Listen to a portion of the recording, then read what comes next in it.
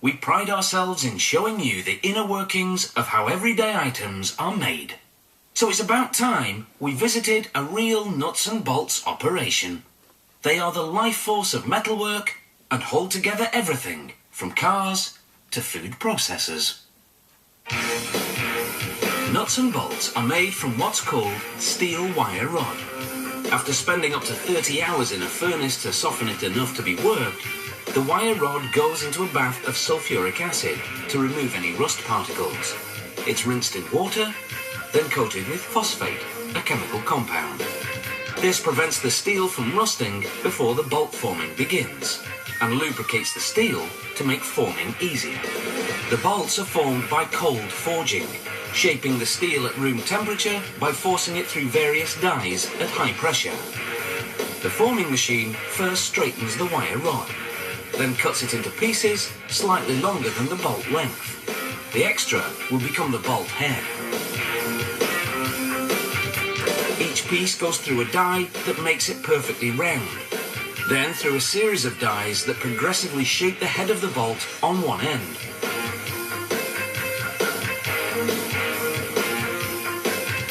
The machine heads up to 300 bolts per minute. Here's what it looks like in slow motion.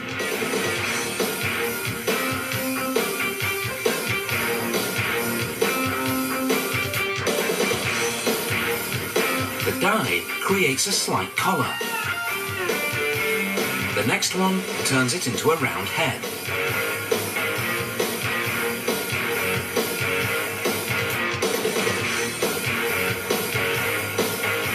Then the last one transforms that into a hexagonal head, the most common shape.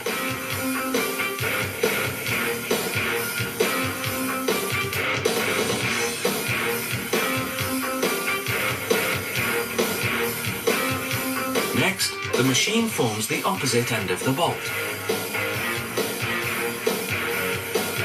A tool called the pointer shapes the bottom of each bolt, creating what's called the chamfer, the part the nut catches onto. Here's the bolt before and after the chamfer. The bolt needs threads to enable the nut to screw onto it. Once again, they use the cold forging method. High-pressure rollers press in the thread pattern as we see here in slow motion.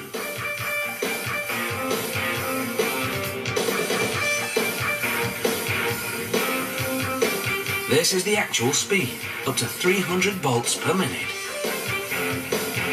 During each production run, several samples are taken to verify dimensions. Various measuring devices are used, a micrometer to check the bolt's length, calipers to measure the width of the head, and a ring gauge to check the threads. To make the nuts, a process called hot forging is used. Steel bars are cut into small pieces, known as slugs, then heated to 1200 degrees Celsius to make them malleable. As we see here in slow motion again, hydraulic hammers punch the slugs into hexagons, while a die pierces the hole. Then a tool called a tapper drives into the hole to cut the threads. The black liquid is a lubricant oil to minimize the wear and tear on the tappers.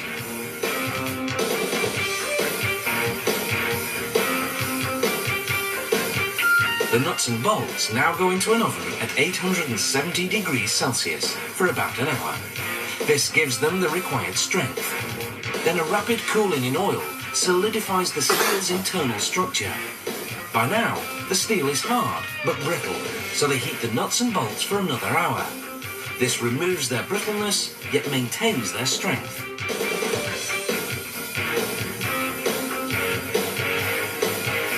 The quality control team pulls samples off the line, measuring how much force it takes to break a bolt. If it meets its minimum strength requirement, it passes inspection, provided the break occurred in the thread, the weakest part.